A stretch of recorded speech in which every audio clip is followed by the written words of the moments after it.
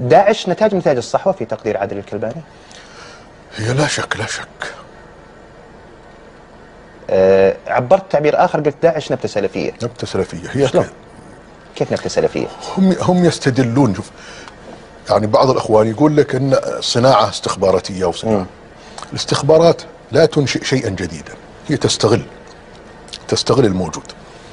فهم يعني هم استغلوا من يحمل ذلك الفكر.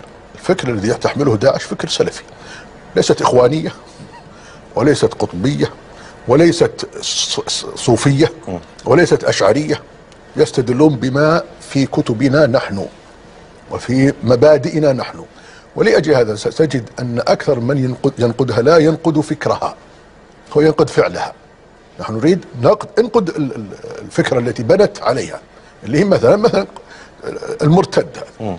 لماذا لا نتكلم فيه ونوضحه ونجعل من يقيم الحد عليه ومن إلى آخره. نحن لا نناقش فقط أن طريقة القتل وهذه وحشية وتسيء إلينا عند العالم، تسيء إلينا، يعني لو قتلناه بطريقة لا تسيء إلينا لا بأس، نعتقد أن هذا. فإذا الفكرة الأصلية والمنبت الأصلي منبت سلفي. نعم قد تأتي الاستخبارات أو دول أخرى مستفيدة وتنمي هذا وتسهل لهم الأمور، تعطيهم، وهي لا شك مدت بأسلحة ومدت بعتاد وترك لها مجال رحب لتسير في الأرض. هذا لا شك المراه منتفع، لكن منتفع استغل مبدأ موجودا عندنا وموجود في كتبنا وبين ظهرانينا. بل هناك من يحمل نفس الفكر لكن بأسلوب يعني معتم.